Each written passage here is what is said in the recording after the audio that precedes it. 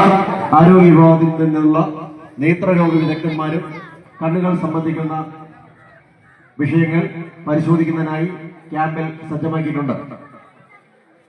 ഭക്തജനങ്ങൾ പരമാവധി ഈ മെഡിക്കൽ ക്യാമ്പിന്റെ സേവനങ്ങൾ പ്രയോജനപ്പെടുത്തണമെന്ന് അഭ്യർത്ഥിക്കുന്നു.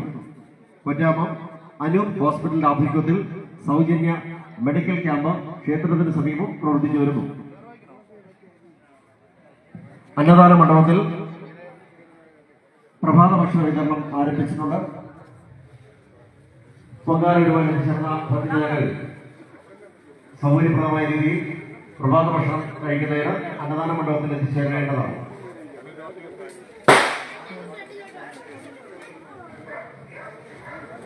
ഭക്തജനങ്ങൾക്ക് ദേവീ സന്നിധിയിലെത്തി ദർശനം നടത്തി കാണിക്ക അർപ്പിച്ച് വഴിപാട് നടത്തി അതിനുള്ള സൗകര്യം ഉണ്ടായിരിക്കുന്നതാണ്. പൊങ്കാല ഭാഗമായി കഴിയുന്ന ഭക്തജനങ്ങൾക്ക് തിരക്ക് കൂട്ടാതെ സൗകര്യപ്രദമായ രീതിയിൽ തിരുനടയിലെത്തി ദേവിയെ ദർശിച്ച് ദർശനം നടത്തി കാണിക്ക അർപ്പിച്ച് വഴിപാട് നടത്താനുള്ള സൗകര്യം ഉണ്ടായിരിക്കുന്നതാണ്.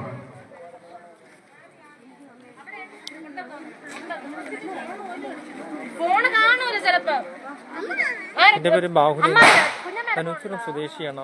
ദേശീയകായി നിർമ്മണം. ഞാനിപ്പോൾ നിൽക്കുന്നത് നികറത്തല ക്ഷേത്രത്തിലെ ഭദ്രകാളി ക്ഷേത്രത്തിലെ പൊങ്കാല 8:30 തന്നെ ആരംഭിച്ചു. 10 ജനങ്ങളുടെ ഒരു വൻ തിരക്കിനെ കാണുന്നുണ്ട്.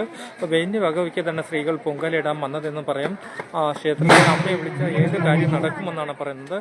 10 ജനങ്ങൾ ഒഴുകി എത്തുന്ന 2 ഭാഗത്തേക്ക് പൊങ്കാല കലത്തേക്ക് നമുക്ക് പോകാൻ സാധിക്കുന്നുണ്ട്. ഏറ്റവും പ്രധാനപ്പെട്ട വാർത്തയാണ് എൻ്റെ വാർത്ത നൽകുന്നതെന്ന് നമുക്ക് പറയാം. ലൈവാണ് നമ്മളിപ്പോൾ പ്രേക്ഷകരെ പൊങ്കാലയുടെ ദൃശ്യങ്ങളാണ് ഇപ്പോൾ നൽകാൻ തീരുമാനിച്ചിരിക്കുന്നത്.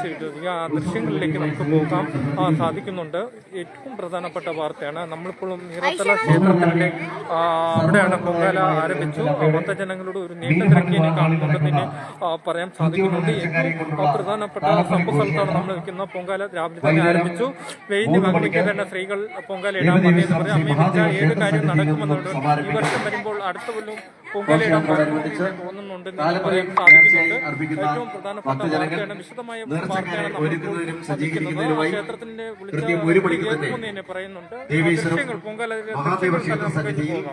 എത്തിച്ചേരേണ്ടതാണ്. ഘോഷയാത്ര 3 മണിക്ക് 1 കിലോമീറ്റർ അകലെയാണ് പൊങ്കാല നടക്കുന്നത്. 10 ജനങ്ങളുടെ ഒഴുകി ജനങ്ങൾ എത്തുന്നു. 2 ഭാഗത്തു നിന്ന് വെയിന്റെ ഭാഗത്തേക്ക് തന്നെ സ്ത്രീകൾ പൊങ്കാല ഇടാൻ വന്നതെന്ന് നമുക്ക് മനസ്സിലാക്കാം, പറയാൻ സാധിക്കുന്നുണ്ട്. അമ്മയെ വിചാരിച്ച ഏതു കാര്യം നടക്കുമെന്ന് ഇനി പറയാം. കൊല്ലം വരുമ്പോൾ അടുത്ത കൊല്ലം പൊങ്കാല ഇടാൻ വരണമെന്ന് എനിക്ക് തോന്നുന്നുണ്ട്. വെയിലിന്റെ വകവയ്ക്കാതെ തന്നെ സ്ത്രീകൾ പൊങ്കാല ഇടാൻ വന്നതെന്ന് നമുക്ക് മനസ്സിലാക്കാം. അതിന് 2 ഭാഗത്തു നിന്നും പുക വരുന്നുണ്ടെന്ന് നമുക്ക് മനസ്സിലാക്കാം.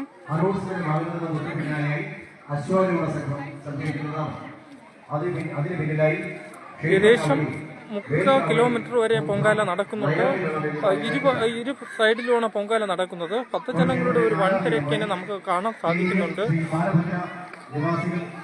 സമർപ്പിക്കുന്ന നന്ദികേശൻ എന്ന കെട്ടുകാവടി ധൈര്യം ശ്രീ ബാലഭദ്ര നിവാസികൾ സമർപ്പിക്കുന്നു. ഘോഷയാത്രമായി 52 നിവാസികൾ ഘോഷയാത്ര സമർപ്പിക്കുന്ന കെട്ടുകാവടി ആദിശേഷ എന്ന കെട്ടുകാവടി 52 നിവാസികൾ ഘോഷയാത്രയിൽ അനുവദിക്കുന്നു. ഘോഷയാത്രയുടെ 6ാം ദിനമായി വീരശിവജി ഗ്രാമസേവാ സമിതി സമർപ്പിക്കുന്ന ഗോവർദ്ധനഗിരിധാരി എന്ന ഘട്ടകവണി ഘോഷയാത്രയുടെ 6ാം ദിനമായി വീരശിവജി ഗ്രാമസേവാ സമിതി അണിനിരത്തുന്നതാണ്. ഘോഷയാത്രയുടെ 7ാം ദിനമായി സൗവർണിക ക്ഷേത്ര കലാസമിതിയുടെ തിടമ്പ കാവടി സംഘങ്ങൾ സഞ്ചരിക്കുന്നു. ഘോഷയാത്രയിൽ 7ാം ദിനമായി തിടമ്പ കാവടി സംഘങ്ങൾ അണിനിരത്തുന്ന സൗവർണിക ക്ഷേത്ര കലാസമിതിയുടെ തിടമ്പ കാവടി സംഘങ്ങൾ അണിനിരത്തുന്നു. വിവേകാനന്ദ ബാലഭവനം കീഴ്ക്കൊല്ല സമർപ്പിക്കുന്ന കെട്ടുകാവടിയാണ് നരസിംഹവതാരം.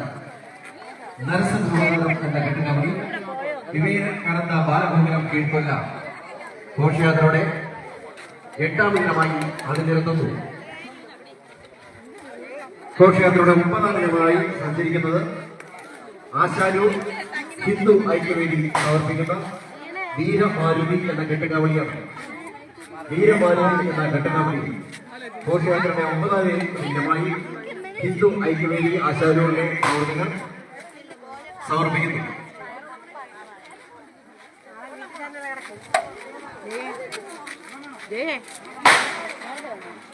ഘോഷയാത്രയുടെ 10ാം ദിനമായി വാർത്തയ്ക്ക് വേണ്ടി ബാഹുലേ.